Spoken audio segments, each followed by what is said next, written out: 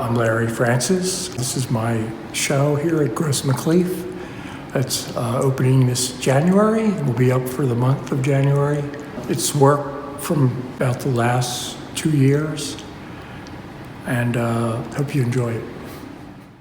Hope we enjoy it? What are you, nuts? Of that, there can be no doubt whatsoever.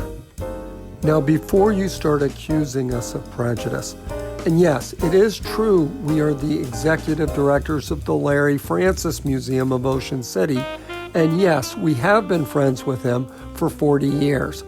But just look at the paintings. They're gorgeous.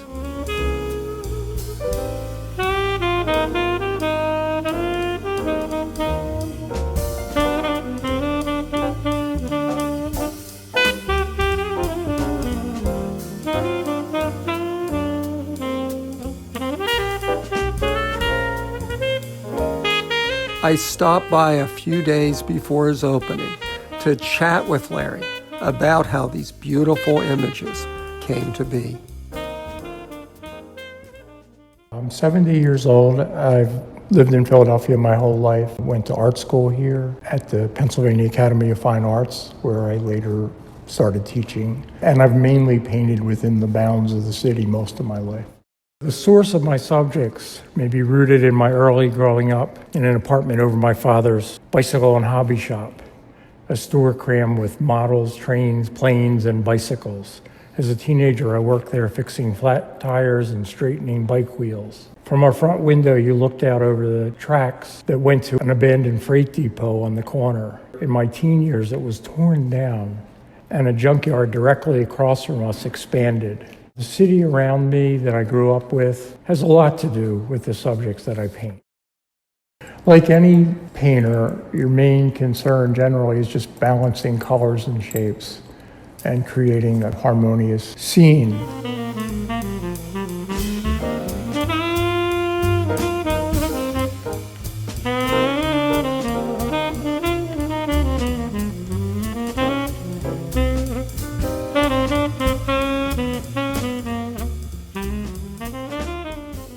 By pursuing different subjects, you find a different nature of things to work on. The hearing garden. This particular painting I went by many times and was caught by the color of the building, the brickwork, the row of stores and shops. I was really interested in it, but I couldn't find a reason to paint it. This particular shop had these bamboo shades that were always down. One day I went by, the shades are up, and it revealed this arrangement of desks and counters, and just the color arrangement in the darkened interior made a painting out of it. I had a canvas and I immediately started painting.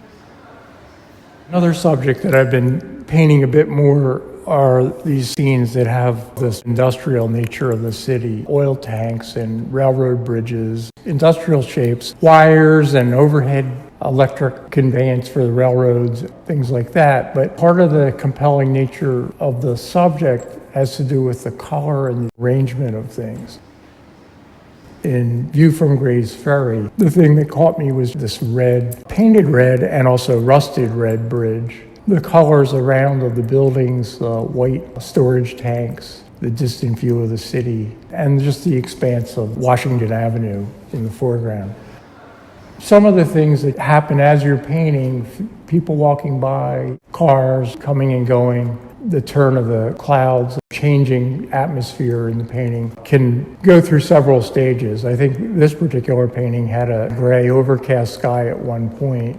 I later changed that to a more luminous blue sky. My paintings often have these changes. It's the whole painting that matters, and things get shifted to suit the subject.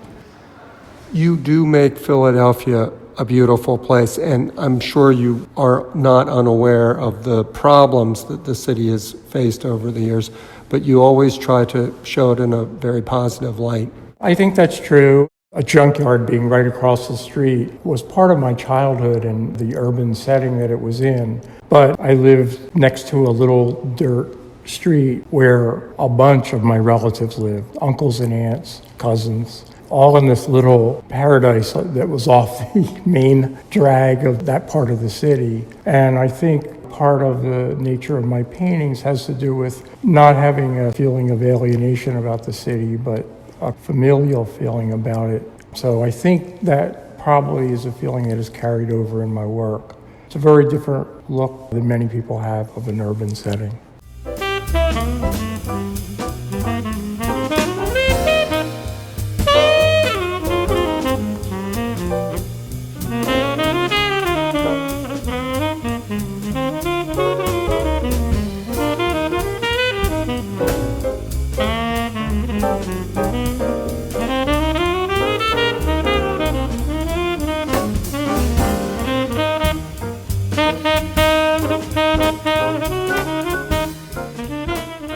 I actually do aspire to paint a more complete picture of the city, a kind of buoyant aspect of human nature. And I guess you see that out on the streets? Yeah, I do. The couple in the painting of the gazebo in back of the museum, their friend was photographing them. I think it was a wedding proposal or something going on. You can see there's a person turning to look at them. I noticed that wedding parties will come to this site and photograph. This was early morning, and there were often people jogging by. I think this painting had a jogger in it to begin with that got painted out. What's the title of this, which I think is the most romantic Larry Francis painting of all time? Back of the museum. It's the title is on just where it is. And I had intended to do more paintings in this particular spot, and the free parking that was available at 6 a.m. went away, so probably it's not going to happen. You should be given the key to the city by the mayor to park wherever the hell you want. I think George Nick tried to do that in Boston, and they used to let him double park, but then the parking authority got stronger and they stopped letting him do it. Larry is very knowledgeable about art history. He told me that his industrial scenes were somewhat inspired by the precisionist painters such as Charles Sheeler.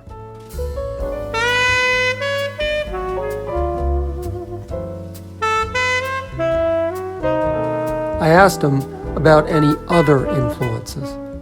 Obviously, I'm one of the descendants of Mr. Hopper and other urban painters. Some of the French painters who painted city life and the ashcan painters, George Bellows and folks like that. Painted this because of the strong sense of light and that sycamore reaching up into the sky. Just thought it made a beautiful shape. The painting was originally a little more complicated. It had a street running low across the near foreground. Somehow it made the painting more constricted, so about a year or two after I painted it, I painted that out.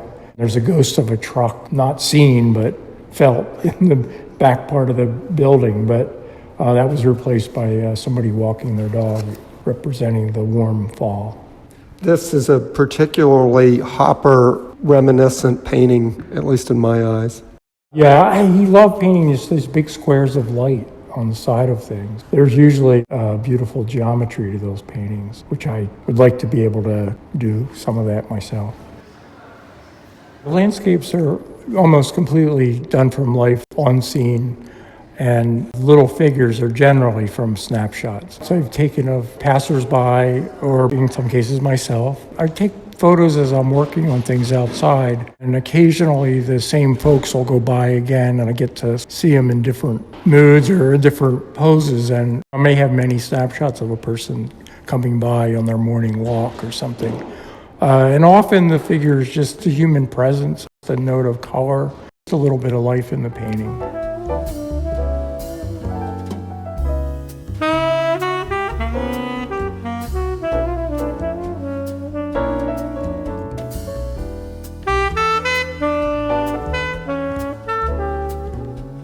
When I travel, I do sketches or little paintings, and maybe a couple paintings in the show that are from across the river from Philadelphia, and one from New Hampshire. In the art world, it seems like everyone is supposed to go to New York, but you've rooted yourself in the place where you have lived. Why is that? mainly probably circumstances beyond my control, but my worry about going to the big city of New York is being asked to do something that was not necessarily me. And there's a lot of pressures in any venue to try and do your best work, but I think if you're pushed toward something that you're not really meant to do, I mean, I've actually had a lot of freedom to pursue my own vision for good or ill. I have to say, the gallery that I'm showing in has allowed that, and they've been very good about showing the things that I do. So I'm really appreciative of that fact, to just get the stuff out to the world in that way. Would you say that you love Philadelphia?